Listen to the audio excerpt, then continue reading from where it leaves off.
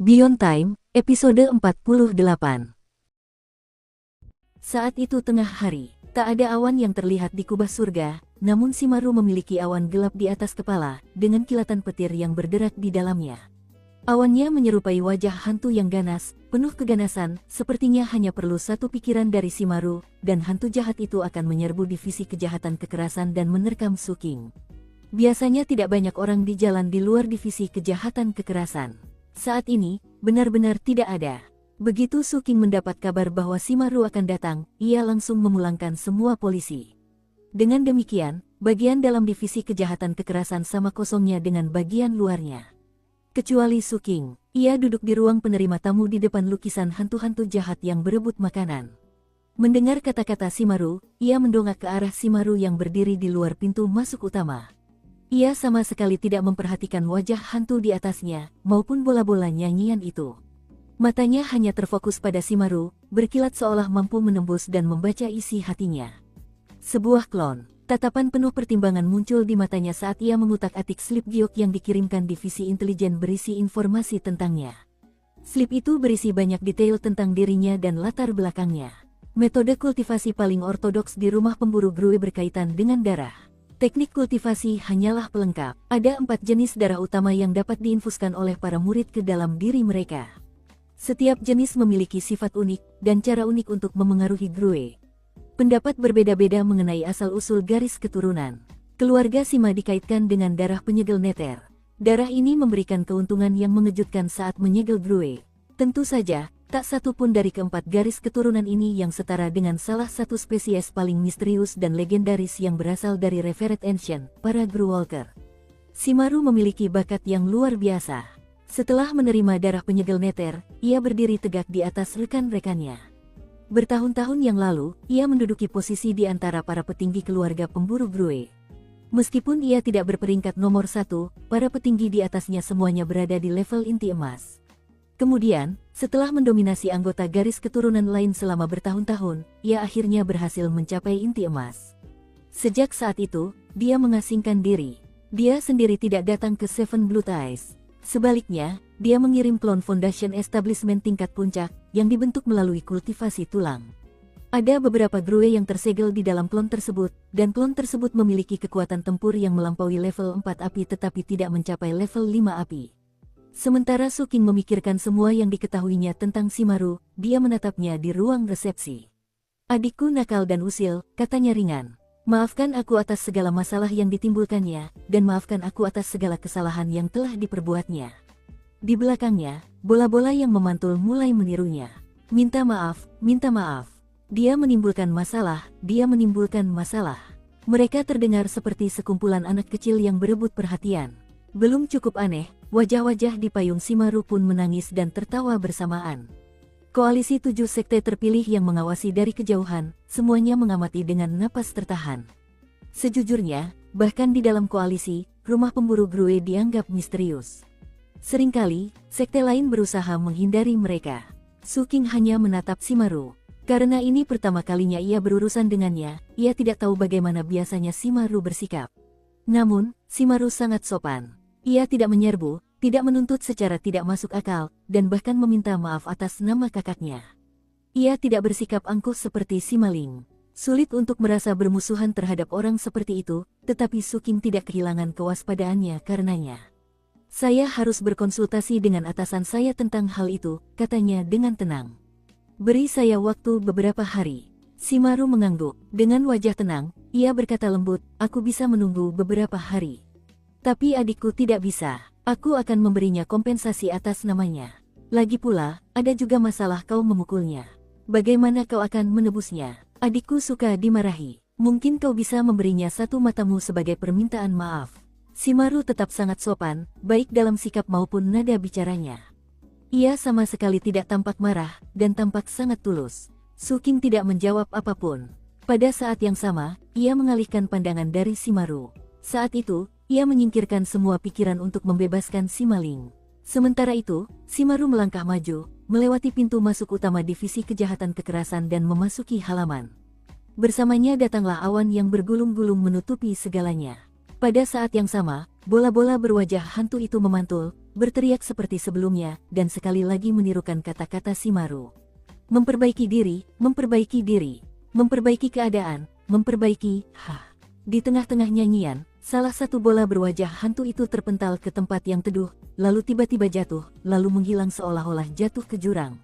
Suaranya pun lenyap. Bersamaan dengan lenyapnya bola itu, formasi mantra divisi kejahatan kekerasan diaktifkan, memutus dunia luar, dan menyegel tempat itu agar tak seorang pun bisa melihat ke dalam. Ada juga kekuatan penghancur yang membebani. Namun kemudian Shimaru merogoh jubahnya dan mengeluarkan medali identitas putih, yang kemudian beban berat itu lenyap. Medali identitasnya jelas bukan sesuatu yang bisa diremehkan. Medali itu berasal dari sekte pengawas, dan membawa otoritas yang lebih besar. Namun, fungsi untuk menyegel seluruh divisi tetap ada. Hanya beban berat yang biasanya menghalangi anggota sekte luar yang menghilang.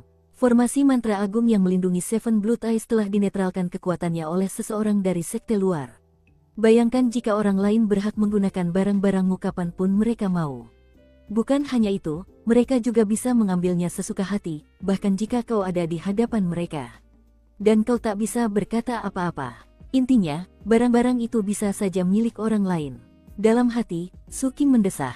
Kini, lebih dari sebelumnya, ia mengerti mengapa sang patriark dan yang lainnya begitu merahasiakan rencana mereka yang sebenarnya. Tak ada seorang pun di dunia ini yang ingin selamanya berada dalam posisi pasif seperti itu. Siapa yang ingin orang lain mengendalikan murid-murid mereka sendiri, atau mampu memberikan medali identitas yang akan meniadakan perlindungan terbesar Anda? Di dunia yang kacau balau yang dipenuhi orang-orang yang bertindak seperti harimau, macan tutul, serigala, dan jakal, siapa yang mungkin rela hidup dalam kehinaan seperti itu? Suking bahkan mempunyai kecurigaan bahwa jika pimpinan koalisi 7 sekte tiba, maka formasi 7 mata darah akan mematuhi mereka untuk menghancurkan orang-orang dari 7 mata darah. Sambil terus melayang ke arah Suking, Shimaru berkata dengan lembut, "Kurasa kau menggunakan formasi mantra ini untuk mengusir pelindung Dao adikku." Benar, kan? Ia kini berada tepat di luar aula resepsi. Ia tidak berhenti di situ. Ia melayang masuk. Namun, saat itulah Suking mulai bergerak. Ia melangkah maju, menempatkan dirinya tepat di depan Shimaru. Lalu, tanpa ekspresi, ia melancarkan pukulan ke arahnya. Pukulan itu menyebabkan angin kencang berhembus, mengguncang segalanya. Daya ledaknya begitu dahsyat hingga terdengar suara gemuruh seperti guntur. Bersamaan dengan itu, banyak mata terbuka di balik bayangan halaman di kejauhan. Kemudian mereka berubah menjadi mulut-mulut yang menerjang bola-bola berwajah hantu itu. Pada saat yang sama, sebuah kilatan petir hitam melesat dari pinggiran dan langsung menuju awan di atas. Dalam sekejap mata, ledakan memekakkan telinga terdengar dari kiri dan kanan. Menghadapi serangan Suking, Shimaru melesat mundur, terlempar keluar dari aula resepsi dan menuju halaman. Kini, sebuah reaksi terlihat di wajahnya yang sebelumnya tanpa ekspresi. Mata-mata yang memandangi wajah-wajah mengerikan di payungnya pun terbuka.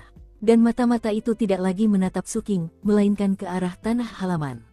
Bola-bola itu tak terlihat. Hal itu membuat mata Shimaru berbinar-binar tak biasa. Lalu ia mendongak menatap orang yang berjalan keluar dari aula resepsi.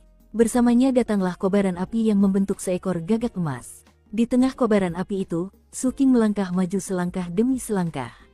Gagak emas yang berapi-api itu membuatnya tampak seperti penguasa api.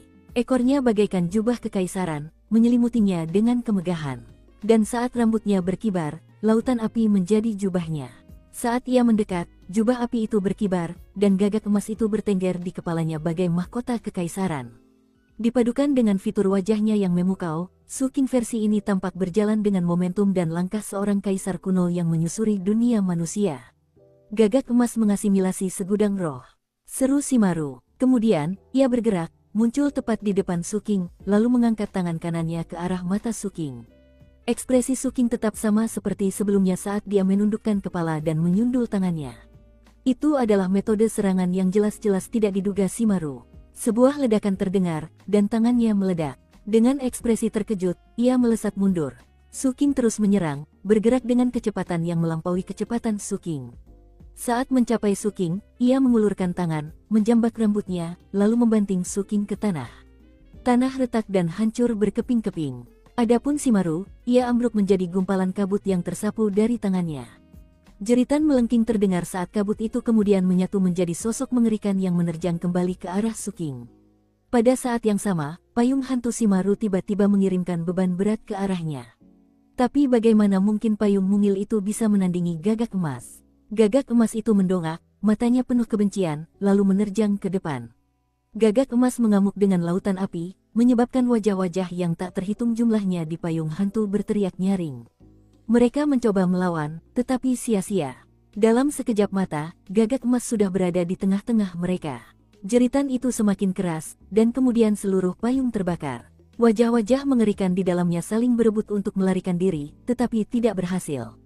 Dalam sekejap mata, mereka dibakar oleh gagak emas. Pada saat yang sama, wujud kabut Shimaru tampak hampir lenyap oleh ledakan api.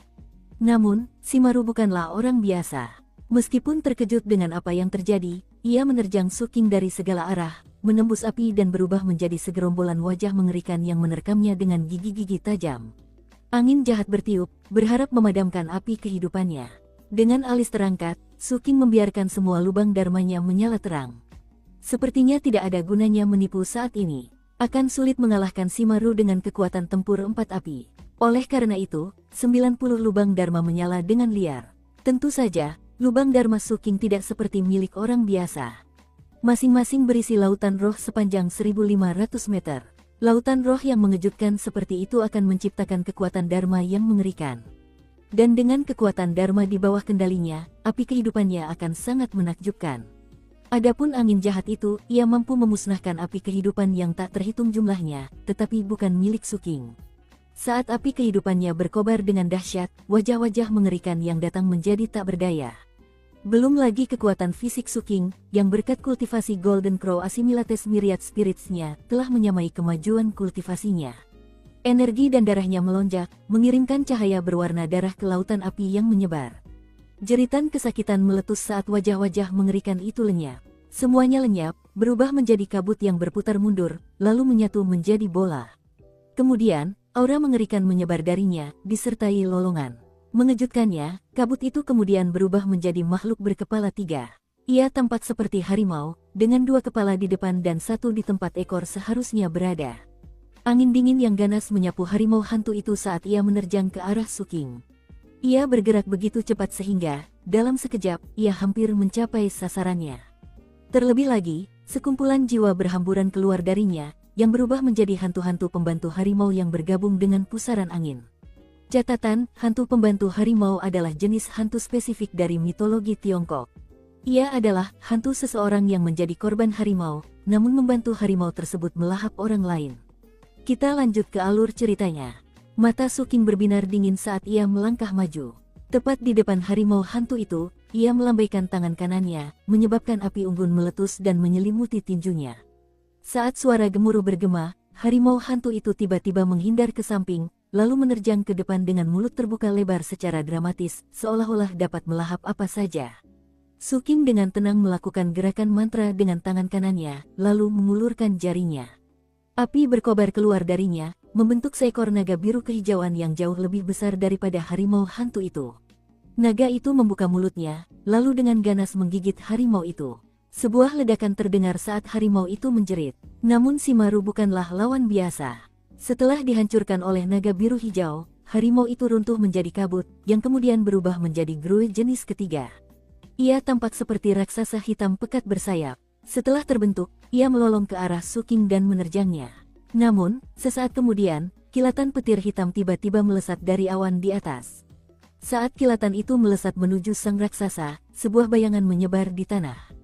Shimaru dalam wujud raksasa tampak terkejut. Ia berhasil menghindari tusukan besi, bahkan bayangannya. Namun, ia tak bisa lepas dari Suking. Dengan momentum yang tak terhentikan, Suking mencengkeram leher Shimaru yang berwujud raksasa dan membantingnya dengan ganas ke dinding. Sebuah ledakan terdengar saat tembok runtuh. Saat raksasa itu terhuyung, sejumlah besar api unggun menyembur keluar dari tangan Suking.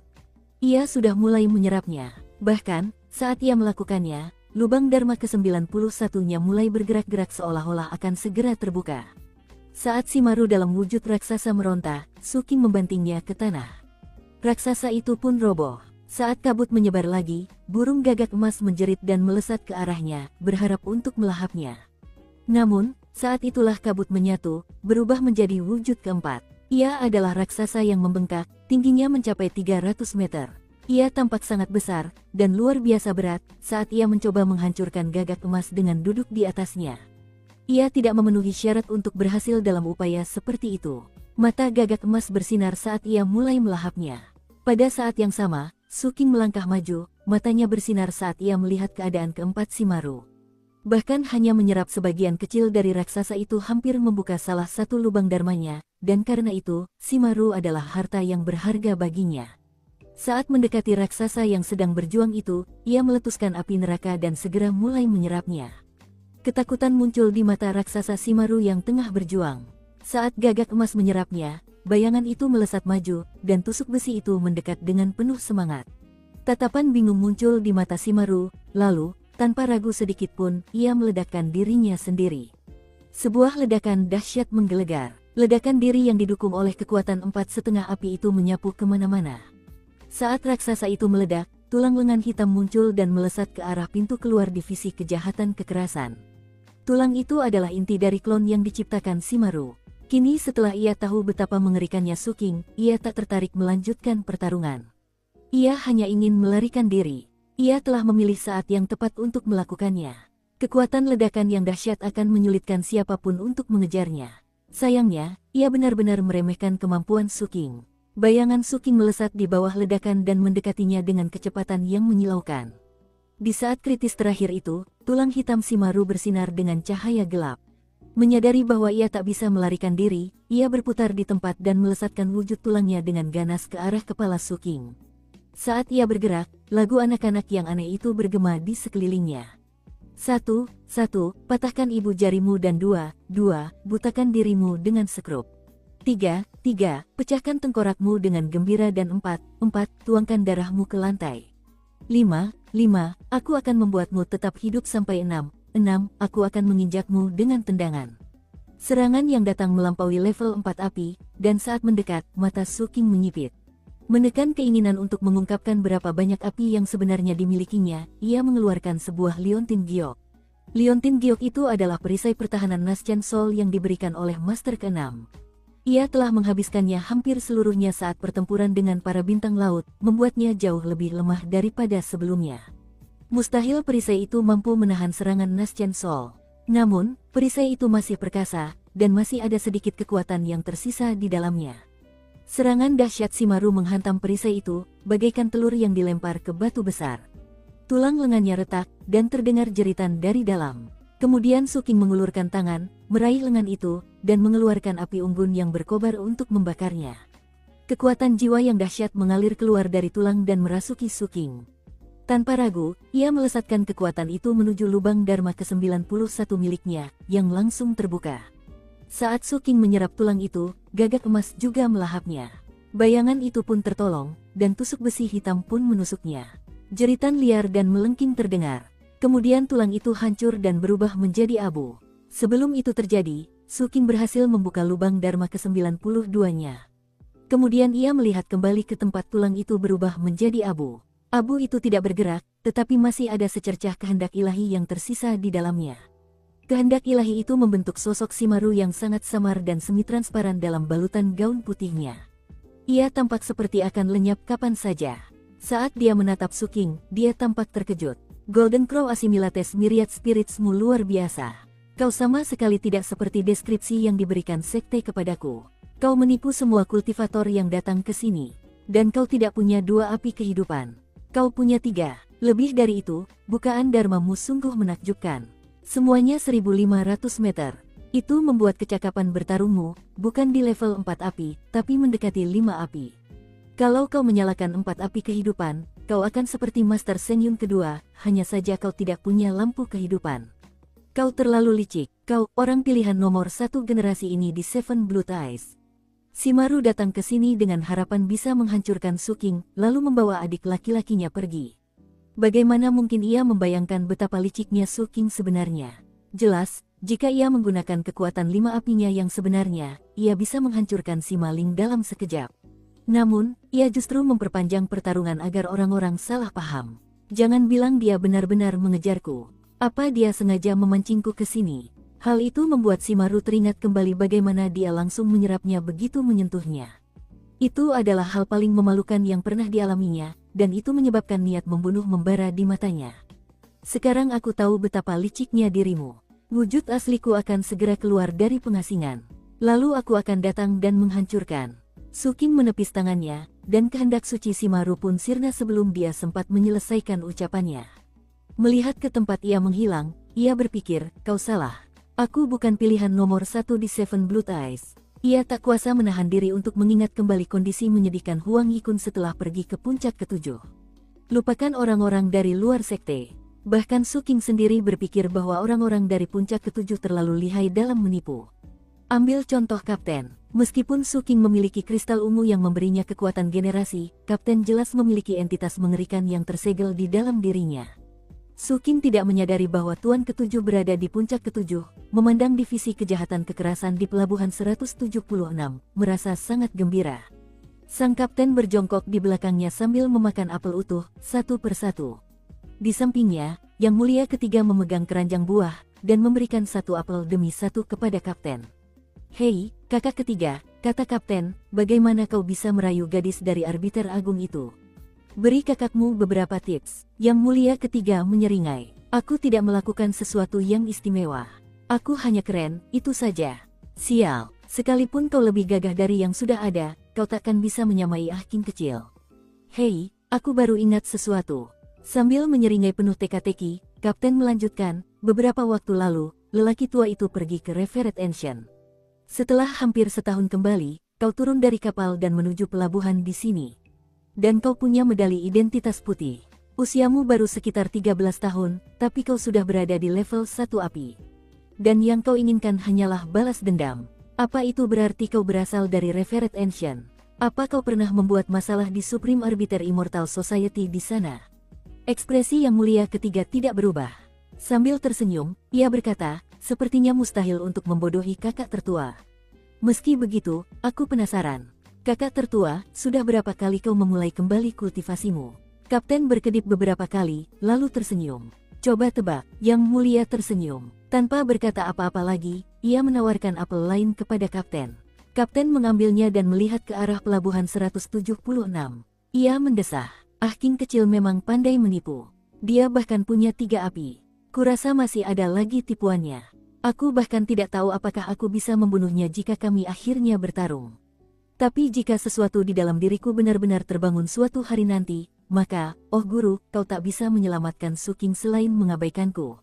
Kau harus memperlakukan semua orang dengan adil. Lagi pula, akulah murid kesayanganmu. Sedangkan Yang Mulia Kedua, ia tidak memperhatikan apa yang terjadi di bawah, juga tidak mendengarkan kakak tertua, adik tertua, atau tuannya. Ia fokus mengirimkan pesan melalui medali identitasnya.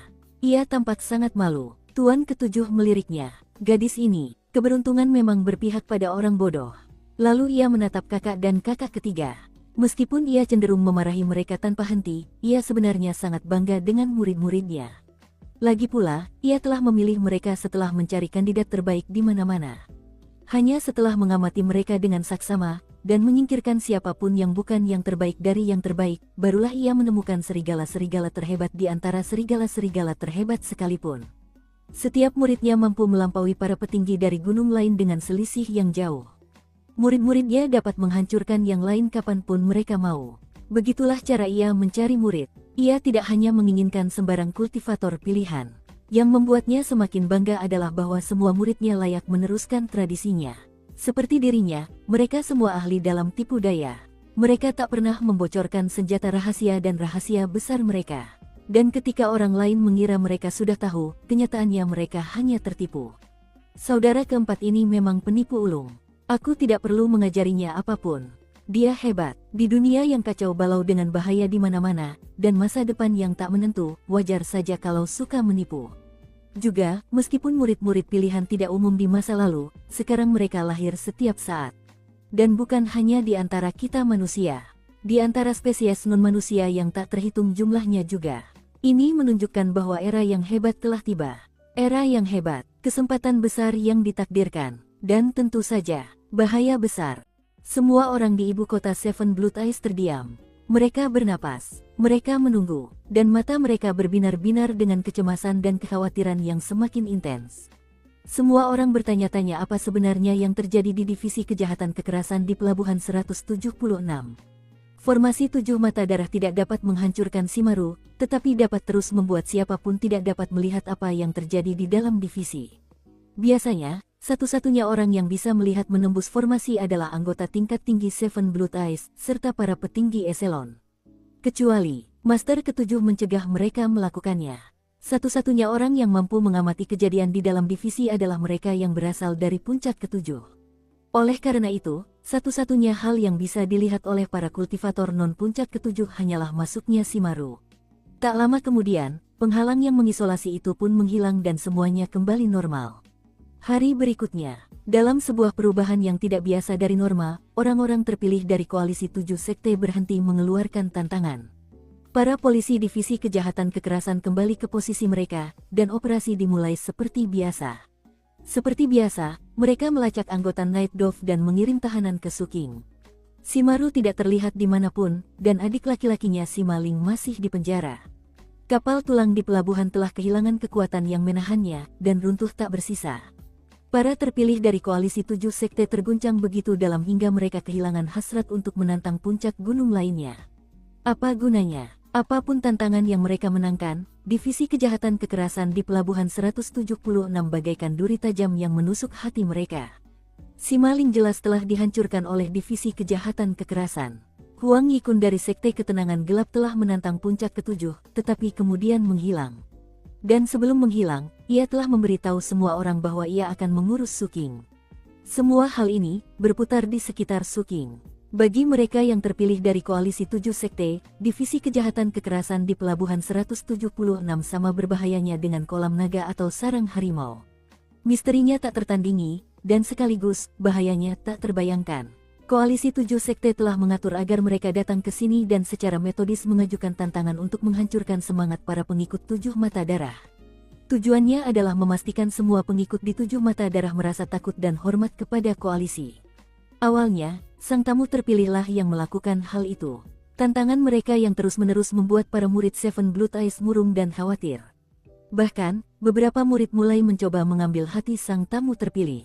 Tetapi sekarang, bahkan saat orang-orang terpilih mencoba mengintimidasi murid-murid setempat, mereka diintimidasi oleh divisi kejahatan kekerasan. Seberapa besar kemampuan bertarung Suking sebenarnya? Shimaru masuk ke sana dan tak pernah keluar lagi. Itu bukan wujud aslinya, tapi dia masih punya kemampuan bertarung empat api. Dia bisa menghancurkan kita semua semudah membalikkan telapak tangannya. Tapi dia hancur di divisi kejahatan kekerasan. Apakah puncak ketujuh, inti sebenarnya dari tujuh mata darah? Sayang sekali kakak tertua kita, Master Sengyun, telah pergi. Koalisi tujuh sekte yang terpilih gemetar ketakutan. Di saat yang sama, para murid tujuh mata darah menjadi sangat bersemangat melihat perkembangannya. Suking dan puncak ketujuh benar-benar berada di kelas yang sama. Rasanya seperti seberkas cahaya tiba-tiba menyinari kegelapan yang menyelimuti hati para murid dari berbagai puncak gunung. Sebelumnya, daratan yang dipilih tampak tak terhentikan. Namun kini, segalanya berbeda. Di saat yang sama, para murid setempat semakin menghormati puncak ketujuh dan guru ketujuh. Terlebih lagi, rumor mulai beredar bahwa Seven Blood Eyes sedang mengalami transformasi besar, dan bahwa segera akan ada pemimpin sekte yang bertanggung jawab. Saat ini, Seven Blood Eyes memiliki pemimpin puncak, tetapi tidak memiliki pemimpin sekte. Para murid di setiap puncak gunung akan mematuhi perintah pemimpin puncak mereka, dan tidak pernah terlalu memperhatikan puncak gunung lainnya. Semua orang mandiri dan hanya bekerja sama pada acara-acara khusus. Namun kini, kunjungan koalisi tujuh sekte bagaikan palu besi yang menghantam tujuh mata darah dari segala arah. Lebih jauh lagi, kunjungan itu seolah-olah akan datang badai masalah. Para murid merasakan tekanan luar biasa dari luar. Namun, tekanan itu seolah menempa tujuh mata darah menjadi sesuatu yang berbeda, membersihkan sisa-sisa yang telah menumpuk selama bertahun-tahun, dan memperkuat sekte tersebut.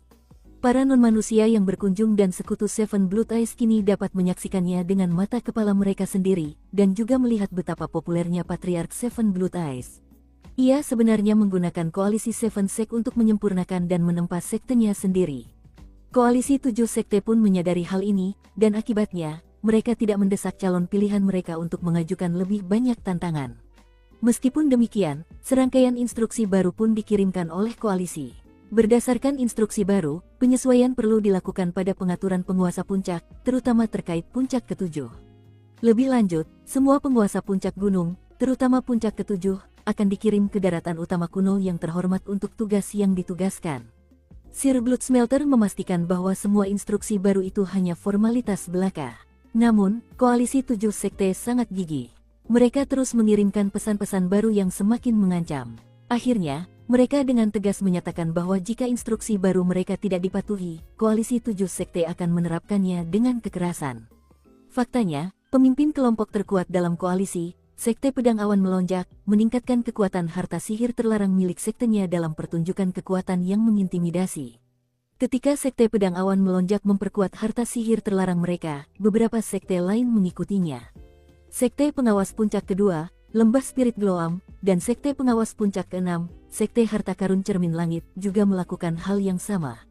Selain itu semua, perintah selanjutnya pun turun, menuntut agar Seven Blood Eyes mengirimkan setengah dari ganti rugi perang Sea Zombie ke Seven Sect Coalition, dan mendirikan Kementerian Luar Negeri di semua pulau yang telah direbut dalam perang. Departemen itu bernama Urusan Luar Negeri, tetapi bisa juga disebut Kementerian Pengawasan dan Investigasi. Di tingkat atas, departemen itu mengawasi sang patriark, dan di tingkat bawah, menyelidiki para murid. Dalam semalam, Seven Blood Eyes tiba-tiba tampak sangat tidak stabil. Su King tidak terlalu memperhatikan semua itu. Salah satu alasannya, ia tahu bahwa kepemimpinan Seven Blood Eyes awalnya seperti serangga berbisa dalam toples, dan telah mengukir jalan berdarah menuju puncak. Mustahil mereka tidak mampu menghadapi krisis seperti ini. Selain itu, ia tahu bahwa dalam hubungan antar sekte, kita tidak bisa hanya melihat permukaannya saja. Terlalu banyak yang dipertaruhkan untuk mempercayai rumor apapun yang beredar. Koalisi 7 sekte juga terdiri dari berbagai bagian, gumam Su King. Pertemuannya dengan keluarga pemburu Grue telah memperjelas hal itu. Perhatian Su King sebagian besar terpusat pada penelitiannya tentang kumbang dan mengencangkan jaring di sekitar Night Dove. Berkat jam malam dan penggerebekan baru-baru ini, operasi Night Dove sangat terbatas. Operasi besar terakhir terjadi beberapa hari kemudian, di tengah malam. 5 markas utama Night Dove di Seven Blood Eyes telah diidentifikasi. Para polisi paling elit dari ketujuh divisi kejahatan kekerasan akan bergabung, menjadi 5 bilah tajam yang menyerang kelima markas tersebut tanpa ampun. Pada saat yang sama, lebih banyak polisi kejahatan kekerasan akan menyebar ke ibu kota untuk menegakkan jam malam, dan menangkap anggota Night Dove yang melarikan diri dari markas. Saat angin malam bertiup, Su King muncul dari divisi kejahatan kekerasan di Pelabuhan 176, diikuti oleh bayangan ribuan polisi puncak ketujuh. Kemudian, Su King mengeluarkan perintahnya. Divisi kejahatan kekerasan akan berperang malam ini. Katanya, suaranya lantang, muram, dan muram. Setelahnya, tak akan ada lagi Night Dove di Seven Blood Eyes. Baik, Pak, teriak ribuan polisi. Setelah itu, para wakil direktur Su King memimpin tim mereka keluar menembus malam. Saat itu sedang berangin dan awan gelap membuat malam tanpa bulan. Semua bisnis di dekat divisi kejahatan kekerasan tutup, bahkan tempat-tempat seperti penginapan yang biasanya buka di malam hari. Semua orang meringkuk ketakutan sambil memandangi bayangan-bayangan para polisi kejahatan kekerasan yang berlarian di malam hari. Su King memimpin jalan, rambutnya berkibar di belakangnya saat ia berlari kencang. Tiba-tiba, ia teringat kembali malam keduanya di Seven Blood Eyes saat ia pertama kali bergabung dengan sekte tersebut. Saat itu, ia sedang berjalan dengan hati-hati ketika sekelompok polisi dari divisi kejahatan kekerasan berpacu.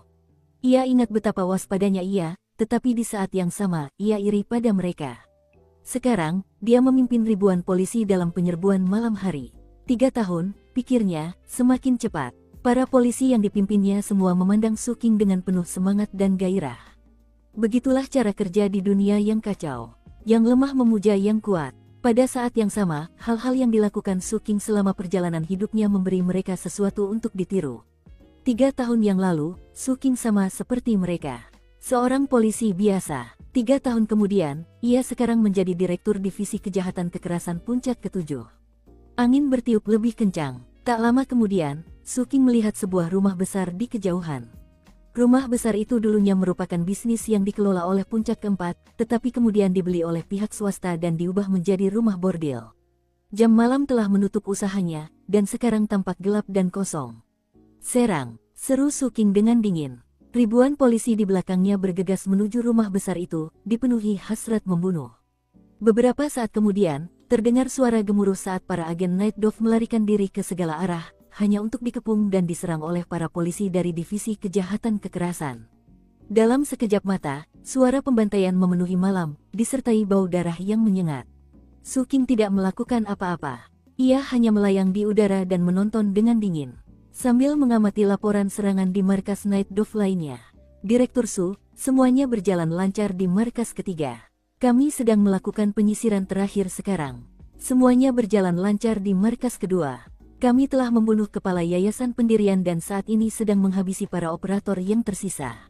Markas kelima aman. Kita butuh bantuan. Seorang kultivator dari Sekte Pedang Awan melonjak hadir di markas keempat, bersama seorang agen Merpati Malam Tiga Api. Tepat saat Su King membaca pesan terakhir itu, ia melihat sinyal bahaya menyala di langit di kejauhan. Ia pun bergerak dengan kecepatan tinggi, menuju ke arah sinyal bahaya tersebut. Gagak emas muncul di sekelilingnya, sayapnya terbentang, dan ekornya meninggalkan percikan api. Dari kejauhan, Su King tampak diselimuti api saat ia melesat maju dengan kekuatan yang tak terhentikan. Su King bergerak dengan momentum yang mengejutkan, ditemani oleh burung gagak emas. Ia langsung menuju sinyal mara bahaya, tak tertandingi, mempesona, meninggalkan api di langit. Saat ia mendekati tujuannya, api yang tak tertandingi membakar langit dan bumi, mengirimkan gelombang panas yang dahsyat menuju markas Night Dove kelima. Gemuruh bergema di kiri dan kanan saat lautan api menyelimuti segalanya. Para anggota Night Dove yang melarikan diri menjerit kesakitan saat mereka berubah menjadi abu. Suara benturan terdengar saat seluruh bangunan runtuh. Area ini berada di distrik yang dikelola oleh Puncak Kelima. Markasnya sendiri berupa menara besar 3 lantai yang konon menjual formasi mantra. Meskipun tidak memiliki hubungan resmi apapun dengan Puncak Kelima, kenyataannya, markas tersebut memiliki beberapa koneksi bisnis dengan para murid di sana.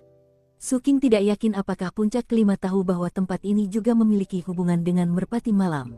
Dia pun tidak peduli. Setelah malam ini, tempat ini tidak akan ada lagi. Begitu dia tiba, dan lautan api yang dibawanya menyapu semuanya, para polisi kejahatan kekerasan yang mengepung tempat itu dengan gembira membungkuk memberi salam. Agak jauh dari sana, reruntuhan bangunan memperlihatkan 2 lokasi pertempuran. Di salah satunya, 7 atau 8 wakil direktur telah menggunakan formasi mantra agung sekte untuk menjebak seorang agen Merpati Malam. Agen itu adalah seorang pria tua berjubah hitam mewah dengan bintik-bintik penuaan di seluruh wajahnya. Matanya memancarkan amarah, dan saat ia melawan, kekuatan 3 apinya jelas luar biasa.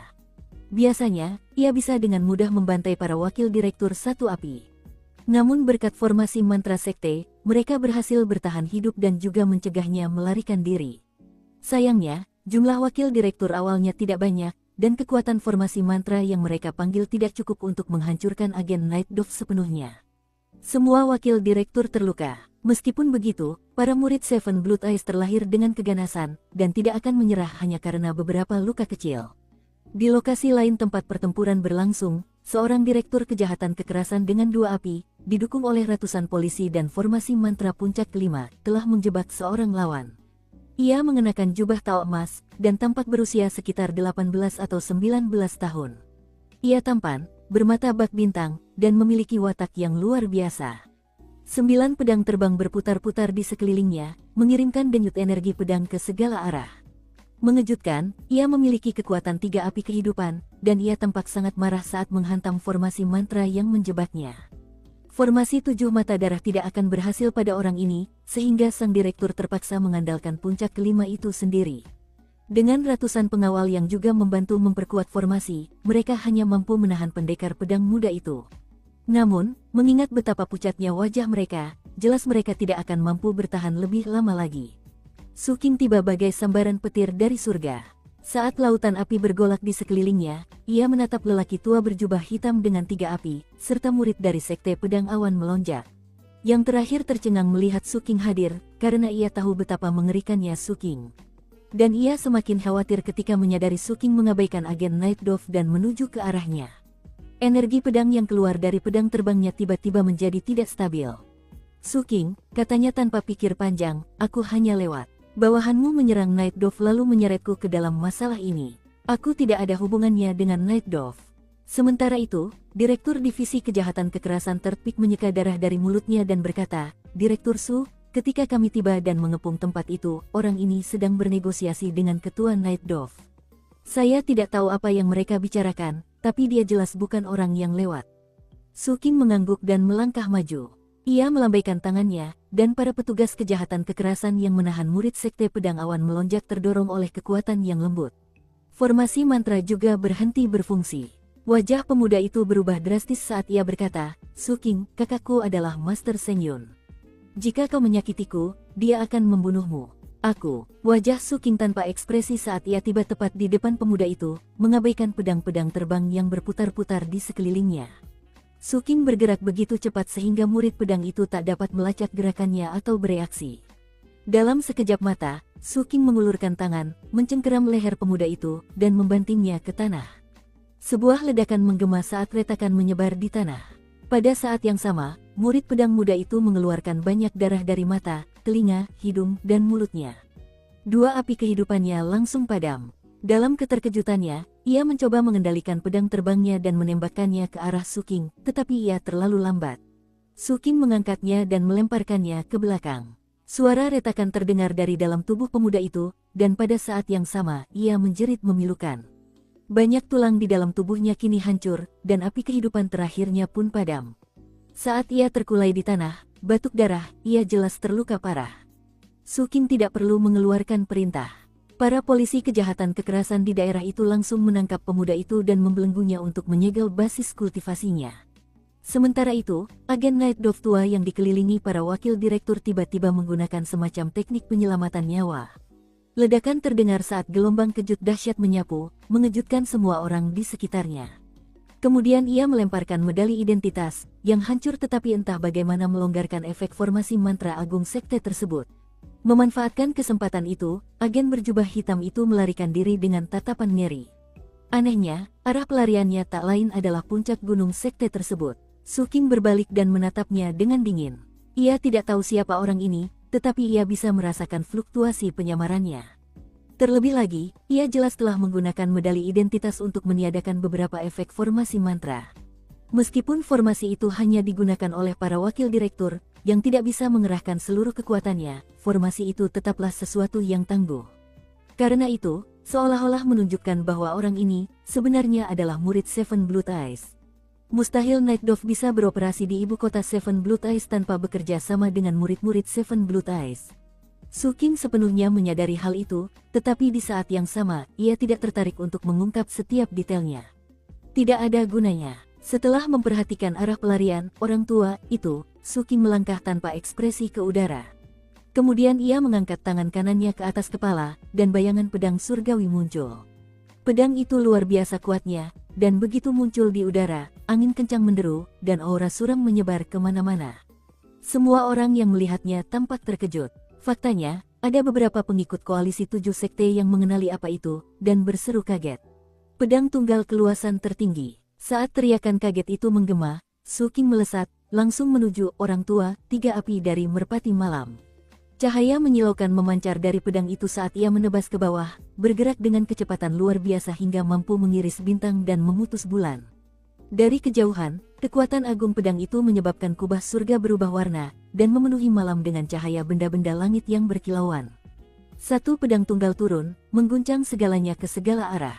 Pria tua, yang melarikan diri itu tampak sangat terkejut saat ia mengerahkan seluruh kekuatan api kehidupannya. Namun, semua itu tak cukup baginya untuk melarikan diri dari pedang itu. Saat cahaya pedang itu berkilauan, matanya berbinar putus asa. "Aku tidak tahu kau tahu pedang kekosongan agung," gumamnya. Garis merah darah muncul di dahinya, lalu memanjang ke hidung dan bibirnya. Garis itu menembus dagunya, turun ke dadanya, lalu ke seluruh tubuhnya. Darah menyembur kemana-mana saat ia terbelah dua. Kemudian kedua bagian tubuhnya jatuh ke tanah, berlumuran darah. Mengingat tingkat kultivasi Su King saat ini, pedang tunggal keagungan tertinggi miliknya bahkan lebih mematikan daripada sebelumnya. Satu serangan saja sudah cukup untuk membunuh lawan berelemen 3 api. Semua orang yang melihatnya tercengang. Sementara itu, tak jauh dari sana, ada tim polisi dari Divisi Kejahatan Kekerasan yang menghentikan siapapun di jalan untuk memastikan mereka tidak melarikan diri dari operasi Night Dove. Meskipun jam malam telah diberlakukan, masih ada beberapa orang yang, karena berbagai alasan, perlu keluar rumah. Saat itu, salah satu orang tersebut berdiri di dekat para polisi kejahatan kekerasan. Ia seorang pemuda berusia sekitar 13 atau 14 tahun, dan ia begitu gugup hingga gemetar. Ia tiba di Seven Blue Ties sehari sebelumnya, dan baru saja lulus penilaian hari itu juga dan ditugaskan ke Six Peak. Ia memegang medali identitasnya, dan itu menunjukkan bahwa ia akan melapor untuk bertugas di Divisi Kejahatan Kekerasan Six Peak. Dalam perjalanan pulang dari penilaian, ia dihentikan oleh beberapa polisi dari Divisi Kejahatan Kekerasan. Saat mereka memeriksa medali identitasnya, ia mendengar jeritan dan mendongak, melihat agen Night Dove itu terbelah dua oleh pedang. Dia terkejut, tetapi pada saat yang sama, gerakan pedang itu memenuhi dirinya dengan kerinduan yang mendalam dan rasa hormat yang tak terlukiskan. Melihat tatapan matanya, salah satu polisi menoleh ke belakang lalu berkata, "Itu Direktur Suking dari Divisi Kejahatan Kekerasan Puncak ke-7. Dia tokoh teratas di seluruh Divisi Kejahatan Kekerasan Seven Blue Ties." Lalu ia melambaikan tangan ke arah polisi lainnya dan melanjutkan, "Anak ini bersama kita. Tenang, kalian akan membuatnya takut. Kita harus fokus menangkap para buronan Night Dove. Perintah Yang Mulia Suking adalah menghabisi semua anggota Night Dove sebelum matahari terbit. Sedangkan kau, nak, cepatlah pergi. Malam ini tidak aman." Para polisi lainnya bergegas pergi dengan penuh semangat menembus malam. Sementara itu, pemuda itu berdiri di tempatnya, menatap pedang surgawi yang perlahan menghilang. "Entah kapan aku akan seperti itu," pikirnya. Lalu ia bergegas pergi. Sebuah benih telah tertanam di hatinya, benih yang akan mendorongnya untuk menjadi ahli yang hebat juga.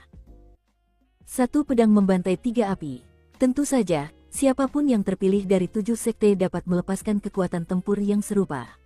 Lagi pula, perbedaan antara 3 api dan 4 api begitu jauh sehingga tingkat 4 api hampir dapat dianggap sebagai tingkat kultivasi yang lebih tinggi. Selama seorang kultivator 3 api tidak memiliki teknik kelas kekaisaran atau lampu kehidupan, atau teknik lain yang dapat menjangkau seluruh tingkat, maka kedua tingkat tersebut sangat berbeda. Itu termasuk kecepatan dan kekuatan. Namun, tindakan Suking tetap menimbulkan gelombang keterkejutan di hati para pengikut koalisi 7 sekte. Salah satu alasannya, tak satu pun dari mereka yang memperhatikannya dengan saksama sejak awal, hanya untuk kemudian perlahan-lahan berubah menjadi ancaman besar. Hal itu sebagian besar berkaitan dengan hilangnya Shimaru. Kejadian itu membuat semua orang memperhatikan Suking dengan saksama. Bahkan, meskipun kebanyakan dari mereka enggan mengakuinya, tindakannya, tanpa diragukan lagi, telah menjadikannya seorang kultivator ulung kedua setelah Master Sengyun. Alasan lain mereka begitu terkejut adalah karena penggunaan pedang itu menunjukkan betapa liciknya Suking. Itu adalah pedang tunggal keluasan tertinggi.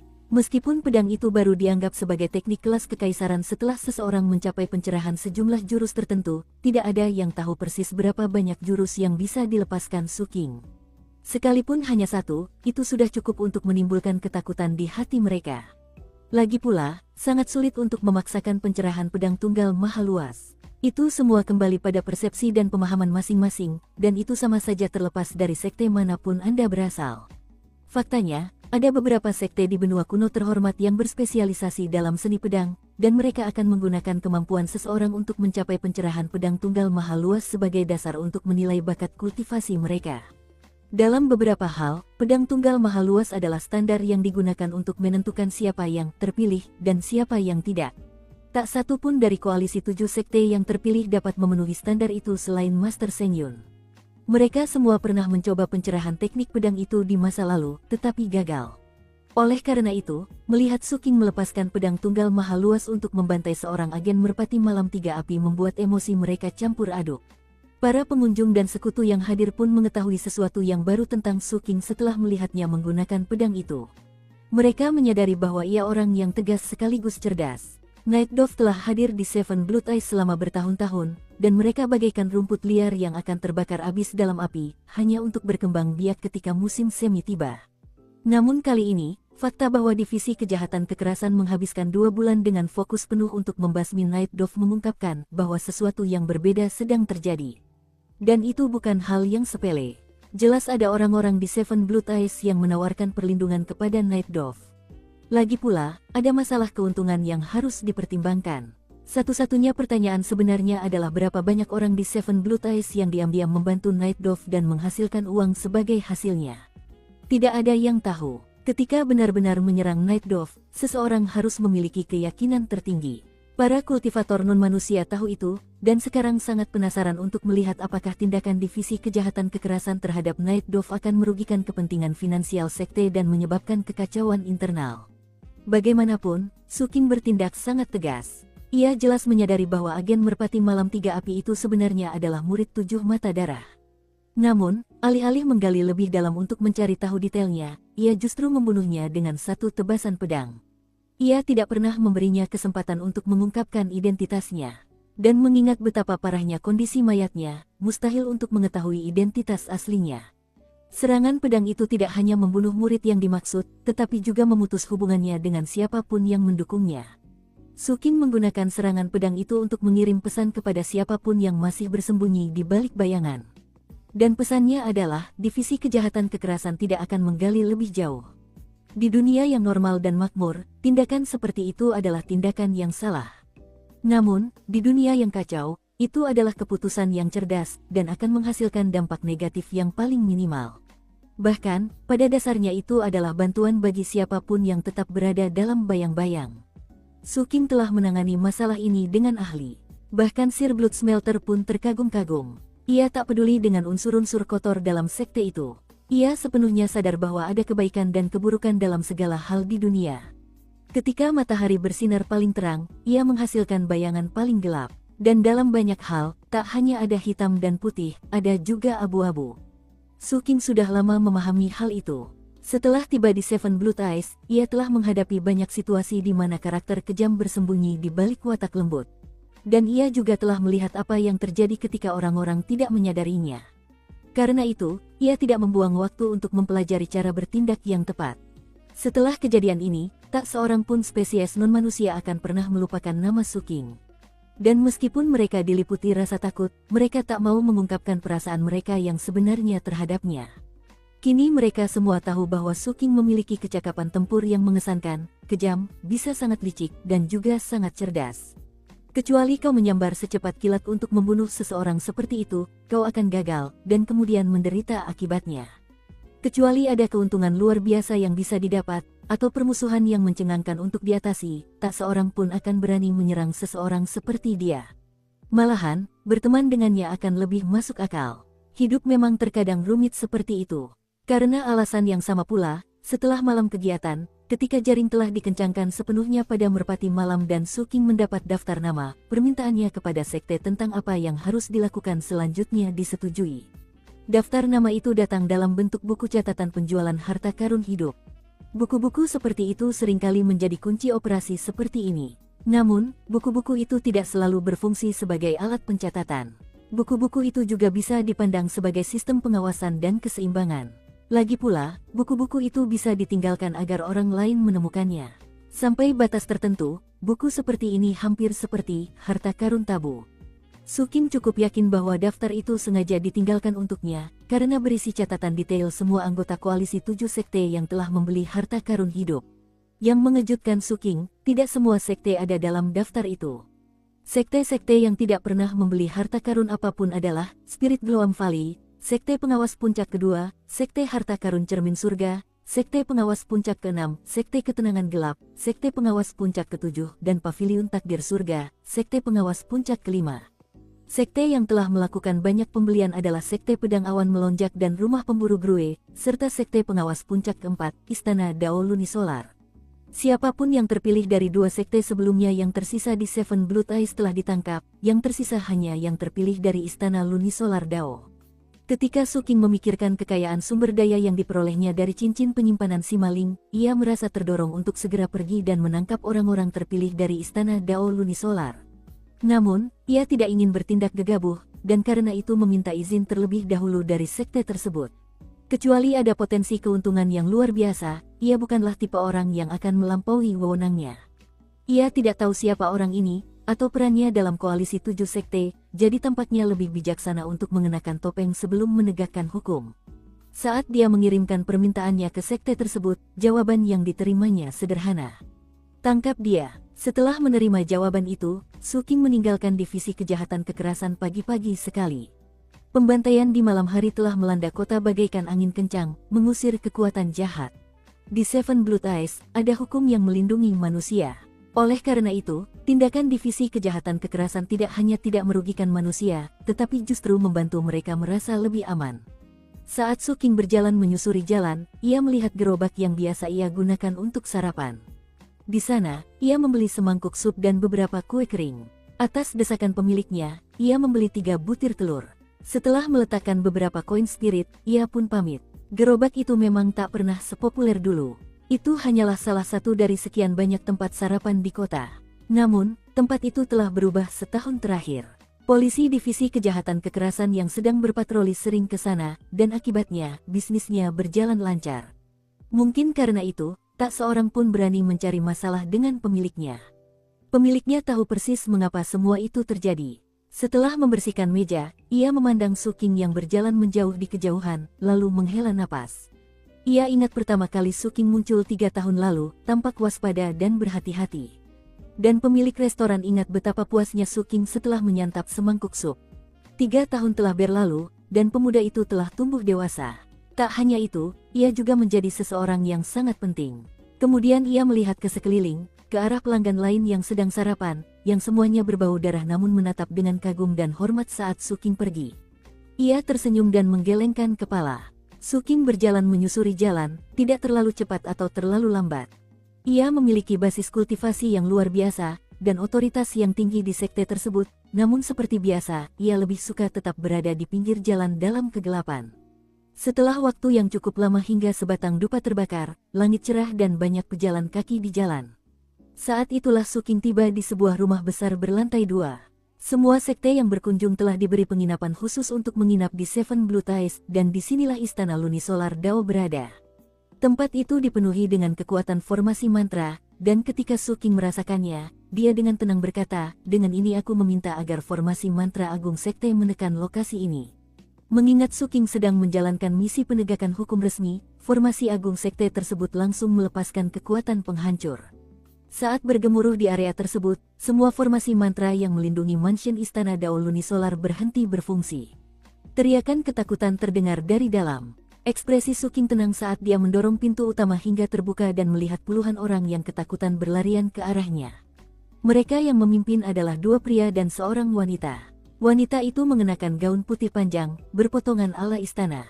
Namun, gaun itu tidak memiliki desain yang rumit. Gaun itu diwarnai menyerupai matahari terbenam, dan disulam dengan awan. Wanita itu memancarkan aroma obat, dan penampilannya anggun. Meskipun matanya berbinar-binar, dan meskipun ia bergerak mengikuti kerumunan, ia sama sekali tidak tampak khawatir. Di sebelahnya ada seorang pemuda berjersey kuning. Ia tampan, berbintik-bintik, dan bermata cerah dan jernih yang saat ini menatap Suking. Di sisi lain, ada pemuda lain yang mengenakan jubah Tao biru langit dengan gambar awan merah.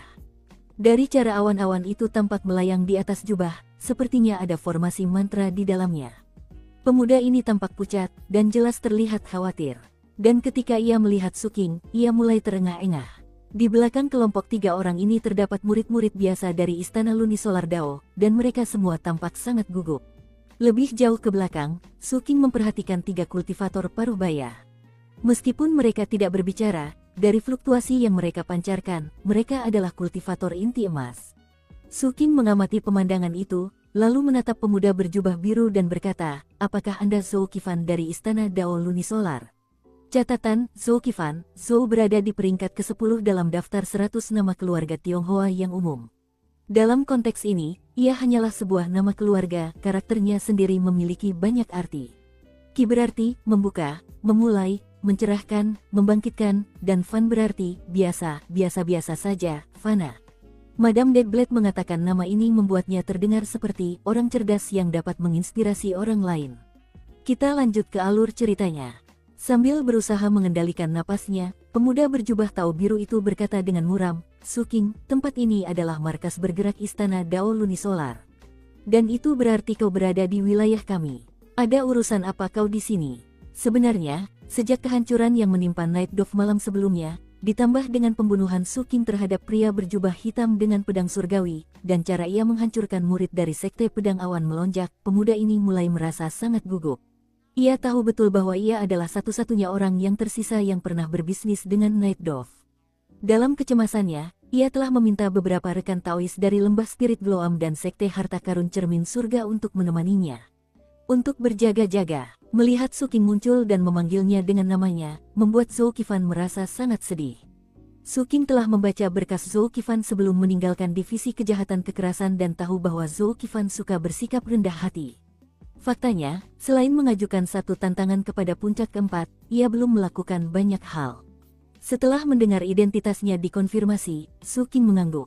Atas wewenang sekte, aku di sini untuk menangkap Zhou Qifan karena bersekutu dengan Night Dove. Saat kata-kata itu keluar dari mulutnya, Su Qing melangkah maju dengan kecepatan yang menyilaukan dan mengulurkan tangan untuk menangkap Zhou Qifan. Mata Zhou Qifan berkilat dingin saat suara gemuruh menggema, dan awan merah di jubahnya meletus, berubah menjadi benang-benang merah yang tak terhitung jumlahnya. Mereka terbang keluar, membentuk formasi mantra yang dengan ganas menghancurkan Su Qing. Pada saat yang sama, Zhou Qifan mundur. Pelindung Dharma Zhang, rekan-rekan Taois, tolong bantu. Saat Zhou Qifan meneriakkan hal-hal itu, tangan kanan Su Qing menyentuh formasi mantra awan merah. Sebuah ledakan terdengar ketika gagak emas muncul di belakangnya dan menghantam formasi mantra tersebut. Formasi itu runtuh, dan gagak emas melahap awan merah tersebut. Pelindung Dharma di belakangnya ragu sejenak, lalu mendesah dan mulai melangkah maju. Namun kemudian Su Qing melambaikan tangannya, dan formasi mantra sekte itu pun melesat ke arah pria itu. Ia sama sekali tidak melawan, sehingga formasi itu mendorongnya cukup jauh. Ia tidak ingin berakhir seperti pelindung Dharma dari rumah pemburu Grue. Apa yang terjadi bukanlah sesuatu yang mengejutkan baginya. Ia tahu bahwa Seven Blood Eyes sedang menangkap orang, dan jelas, melawan balik tidak akan ada gunanya. Meskipun diusir akan membuatnya kehilangan muka, ia tahu Zhou Qifan hanya akan ditangkap, bukan disakiti. Ia tidak perlu mempertaruhkan nyawanya untuk mencegah hal itu terjadi. Sebenarnya, ia senang membiarkan formasi mantra itu mengusirnya. Sementara itu, dua orang terpilih dari Lembah Spirit Bloam dan Sekte Harta Karun Cermin Langit melirik Su Qing sekilas lalu mundur. Tak satu pun dari mereka menawarkan bantuan kepada Zhou Qifan. Kenyataannya, mereka datang ke sini bukan untuk mendukungnya. Koalisi 7 sekte adalah aliansi, bukan sekte yang bersatu. Mereka tahu mengapa Su Qing ada di sini, dan juga tahu bahwa ikut campur tidak akan mengubah hasil akhirnya. Jadi, untuk apa melakukan sesuatu yang merugikan Su Qing? Mereka menanggapi ajakan Zhou Qifan hanya untuk memberinya muka. Mereka tidak pernah berniat mempertaruhkan nyawa. Su Qing adalah bintang yang sedang naik daun saat ini. Lagi pula, konflik antar sekte tidak selalu memengaruhi hubungan pribadi. Jika mereka punya kesempatan untuk menanamkan niat baik pada Su Qing, wajar saja jika mereka melakukannya. Sambil mundur, mereka berjabat tangan dengan sopan kepada Su Qing, menunjukkan bahwa mereka tidak memihak Zhou Qifan. Melihat semua ini, wajah Zhou Qifan memucat, tetapi ia tidak mengatakan apa-apa. Semua ini tidak terlalu mengejutkannya. Sejujurnya, jika dua orang yang ia undang itu turun tangan untuk membantunya, ia pasti akan senang. Tetapi meskipun tidak, hal itu tetap sejalan dengan tujuannya. Lagi pula, sekarang akan ada saksi yang menyebarkan berita penangkapannya. Dengan begitu ia dipenjara, ia tidak perlu khawatir nyawanya terancam. Sektenya jelas akan kehilangan muka, dan itu akan membuat marah para pemimpin dan mudah-mudahan mendorong mereka untuk turun tangan lebih cepat. Setiap orang yang hadir memiliki tujuan dan strateginya sendiri dalam bekerja. Su Qing melangkah maju lagi, gagak emasnya menyatu di belakangnya. Di bawah tatapan Zhou Qifan yang tajam, Su Qing mengangkat tangan kanannya dan bersiap memberikan pukulan telak. "Aku ikut denganmu," seru Zhou Qifan lantang. Ia merasa situasinya sudah cukup. Ia tak ingin dipukuli habis-habisan lalu diseret seperti anjing mati. Itu akan sangat memalukan. Di saat yang sama, ia tak bisa langsung menyerah begitu saja. Alis Su Qing terangkat. Melihat itu, semangat Zhou Qifan sedikit terangkat. Dengan wajah keras kepala dan marah, ia menarik napas dalam-dalam dan cepat berkata, "Aku memang membeli beberapa harta karun hidup, Su Qing. Tapi bukan untuk diriku sendiri. Aku tidak melakukan hal semacam itu. Aku membelinya untuk orang lain di sekteku. Bahkan, aku sudah mengatur agar harta karun hidup itu diintegrasikan kembali ke masyarakat. Selain itu, aku membuat daftar nama untuk memudahkanmu. Mengingat waktunya, kurasa pengirimannya seharusnya sudah dilakukan sekarang." Ekspresi aneh terpancar di wajah Su Qing saat medali identitasnya bergetar. Saat memindainya, ia melihat pesan baru dari divisi kejahatan kekerasan. Direktur, seseorang yang mewakili Zhou Qifan dari Istana Lunisolar Dao datang membawa daftar nama pembeli harta karun hidup, serta medali penghargaan yang akan diberikan kepada Divisi Kejahatan Kekerasan karena telah merawat Night Dove. Di dalam medali penghargaan tersebut terdapat 2 juta batu roh, serta sebuah pil obat yang katanya adalah pil pembuka lubang. Zhou Qifan menghela napas lega saat melihat Su Qing memeriksa pesannya. Namun, ia berusaha terlihat semarah mungkin. Su Qing menatap Zhou Qifan sejenak, lalu menurunkan tangan yang diangkatnya beberapa saat sebelumnya. "Ayo pergi," katanya, lalu berbalik dan berjalan pergi. Sambil mendengus dingin, Zhou Qifan mengangkat dagunya, memandang murid-murid lain yang hadir, lalu bergegas mengejar Su Qing. Akhirnya, mereka sampai di blok sel di Divisi Kejahatan Kekerasan. Ketika Zhou Qifan melihat si maling di salah satu sel penjara, terengah-engah, ia menghela napas lega. "Untung aku cepat tanggap, kalau tidak, keadaan pasti akan buruk bagiku." Kemudian, ia melihat Huang Yikun di sel lain, begitu pula dengan saudara muda Master Seng Yun. Hal itu membuat jantungnya berdebar kencang. Lagi pula, meskipun ia menduga hilangnya Huang Yikun ada hubungannya dengan Su Qing, kondisi menyedihkan yang dialaminya membuat Zhou Qifan semakin yakin bahwa ia telah melakukan hal yang benar. Akhirnya, ia menyadari bahwa dirinya sendiri dibelenggu dengan 18 belenggu Dharma, sementara si maling dan Huang Yikun sama-sama memiliki 20 belenggu. Tampaknya Su Qing ini sebenarnya cukup masuk akal. Zhou Qifan merasa sangat senang karena berhasil meredakan situasi. Ia telah melakukan segala yang ia bisa, baik secara terbuka maupun tidak, dan pada akhirnya, ia berhasil menyelamatkan mukanya. Tidak seperti si maling, ia datang atas kemauannya sendiri. Ia telah bekerja sama, akibatnya, ia tidak kehilangan banyak muka. Sektenya memang kehilangan muka, tetapi itu berbeda. Terlebih lagi, akomodasinya sebenarnya tidak terlalu buruk. Ia tidak menyadari bahwa si maling dan Huang Yikun menatap meja, kursi, dan karpet yang ada di selnya dengan jengkel. Ia merasa agak puas. Sementara itu, penangkapan Zhou Qifan memastikan tidak ada lagi perlawanan yang diajukan di sekte tersebut. Di saat yang sama, perayaan kemenangan Seven Blood Eyes terus berlanjut. Adapun Su Qing, sekarang setelah dia benar-benar mengurus Night Dove, dia bersiap untuk melakukan perjalanan keluar sekte. Tujuannya, dilarang oleh Phoenix. Dia telah membeli hampir semua jenis tanaman beracun dan obat beracun yang tersedia di sekte tersebut, tetapi evolusi kumbangnya masih menemui hambatan. Setelah generasi ke-16, mereka tidak berubah. Dan itu memengaruhi rencananya dengan pil racun tabu. Kemajuannya terhenti. Berdasarkan analisisnya, hal itu terjadi karena tanaman beracun yang ia akses terlalu lemah. Ia membutuhkan racun yang lebih berbahaya agar kumbang-kumbangnya dapat menyerapnya. Itulah kunci untuk menembus hambatan tersebut. Dan tempat yang paling cocok di daerah itu untuk mencari tanaman beracun dan obat-obatan adalah Forbidden by the Phoenix. Lagi pula, ia ingat Kapten pernah menyebutkan adanya kuil Taoist Supreme Fastness di suatu tempat di sana, jadi ia berencana untuk memeriksanya. Setelah menyusun rencana, ia menghabiskan beberapa hari meneliti Forbidden by the Phoenix.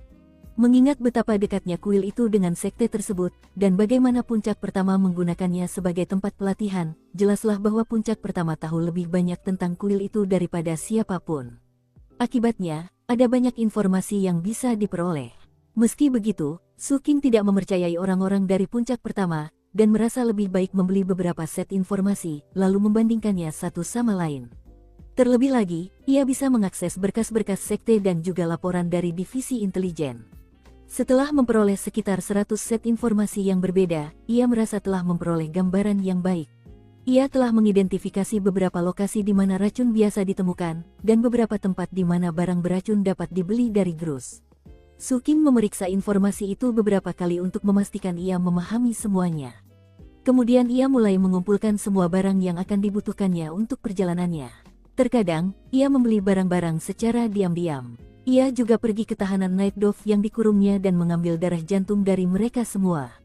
Mengingat jumlah tahanan yang ada ribuan, darah tersebut akhirnya mengisi 11 botol, yang kemudian ia masukkan ke dalam tas penyimpanannya. Berdasarkan apa yang telah dibacanya, ada beberapa area mengerikan di Forbidden by the Phoenix di mana darah jantung digunakan seperti mata uang. Saat Su Qing melakukan berbagai persiapan, pengunjung terus bermunculan di Seven Blood Eyes. Orang-orang dari berbagai sekte datang dan pergi, membuat sekte tersebut menjadi tempat yang sangat ramai. Bahkan, sekelompok orang yang sangat kuat tiba dan langsung menjadi bahan diskusi di antara para murid. Mereka adalah salah satu kelompok besar dari prefektur penerima kaisar di daratan kuno yang terhormat. Mereka adalah Ritus kepergian Daois. Phoenix Selatan memiliki gereja kepergian, tetapi sebenarnya mereka hanyalah cabang dari ritus kepergian Daois dari prefektur penerima kaisar. Tentu saja, kedatangan orang-orang dari ritus Daois merupakan hal yang sangat penting bagi gereja kepergian. Kelompok dari ritus keberangkatan Tao terdiri dari 5 orang. Su Qing tidak secara pribadi pergi menemui mereka, tetapi setelah memeriksa berkas tersebut, dia melihat bahwa kelima orang ini semuanya adalah diaken dalam ritus kepergian Daois, yang berarti bahwa mereka secara kasar seperti para bangsawan tingkat tinggi.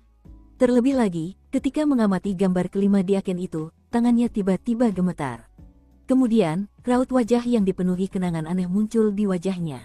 Kakak laki-lakinya, salah satu dari 5 diaken dari ritus kepergian Daois adalah seseorang yang pernah dilihat Su Qing di base camp pemulung.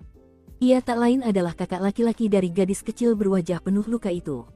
Aku penasaran bagaimana kabarnya sekarang. Ia teringat gadis kecil itu, wajahnya belepotan dan kotor, tetapi selalu tersenyum di tengah angin dan salju. Bahkan, ia ingat kepingan salju yang berterbangan ketika gadis itu memberinya sepotong permen. Kak, setiap kali aku sedih, ibuku selalu memberiku permen. Aku hanya perlu memakannya, dan aku akan merasa lebih baik. Ini permen terakhir dan aku ingin kau memilikinya. Cepat sembuh, Kak. Su Qing duduk di sana dengan tenang sambil memikirkan hal terakhir yang pernah dikatakan Grandmaster Bai kepadanya. Selama kita tidak mati, kita akan bertemu lagi. Beberapa hari berlalu, dan ia membuat beberapa persiapan lagi untuk Forbidden by the Phoenix. Lalu, larut malam, Su Qing meninggalkan pelabuhan 176, menyusuri jalan setapak melewati puncak pertama menuju Forbidden by the Phoenix. Saat Su Qing keluar dari sekte, cahaya bulan menyinari sebuah paviliun di puncak ketujuh.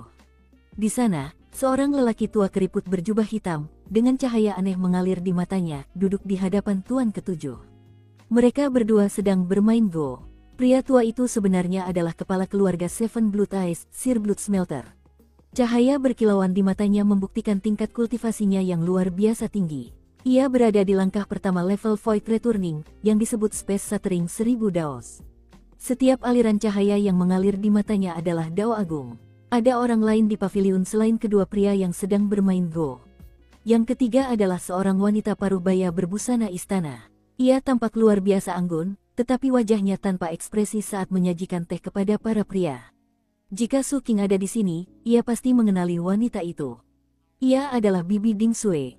Catatan, Bibi Ding Sui terakhir kali muncul di bab 166. Meskipun tidak disebutkan secara spesifik dalam narasi, saya membayangkan dia akan menyajikan teh dengan cara seperti upacara minum teh Tiongkok, yang terlihat seperti ini, dan melibatkan banyak formalitas. Sekali lagi, tidak ada indikasi langsung dalam teks aslinya bahwa hal ini terjadi, tetapi secara budaya, saya rasa itu masuk akal. Jika Anda ingin melihat seperti apa keseluruhan upacaranya, berikut video YouTube berdurasi 7 menit yang menunjukkannya. Saya dapat meyakinkan Anda bahwa video tersebut sangat akurat. Setiap kali Anda pergi ke kedai teh di Tiongkok, mereka akan menyajikan teh dengan cara ini. Jika Anda menonton seluruh video itu, Anda akan mengerti mengapa masuk akal bagi dua orang yang bermain game strategi untuk dilayani oleh seseorang. Metode minum teh tradisional itu rumit dan melibatkan banyak langkah serta formalitas. Kita lanjut ke alur ceritanya. Saat Su Qing keluar dari sekte, cahaya bulan menyinari sebuah paviliun di puncak ketujuh. Di sana, seorang lelaki tua keriput berjubah hitam, dengan cahaya aneh mengalir di matanya, duduk di hadapan Tuan Ketujuh. Mereka berdua sedang bermain Go. Pria tua itu sebenarnya adalah kepala keluarga Seven Blood Eyes, Sir Blood Smelter. Cahaya berkilauan di matanya membuktikan tingkat kultivasinya yang luar biasa tinggi. Ia berada di langkah pertama level Void Returning, yang disebut Space Shattering 1000 Daos. Setiap aliran cahaya yang mengalir di matanya adalah Dao Agung. Ada orang lain di paviliun selain kedua pria yang sedang bermain Go. Yang ketiga adalah seorang wanita parubaya berbusana istana. Ia tampak luar biasa anggun, tetapi wajahnya tanpa ekspresi saat menyajikan teh kepada para pria. Jika Su Qing ada di sini, ia pasti mengenali wanita itu. Ia adalah Bibi Ding Sui. 2. Sir Blood Smelter mengangkat cangkirnya dan menyesap tehnya, sambil menatap Tuan Ketujuh yang sedang menatap papan tulis dengan serius, mencoba memutuskan apa yang harus dilakukan selanjutnya.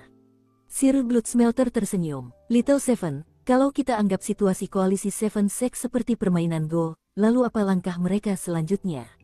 Mereka membuat keributan besar yang bisa dilihat semua orang. Agresi mereka terhadap kita sangat kentara. Tapi apa tujuan mereka sebenarnya?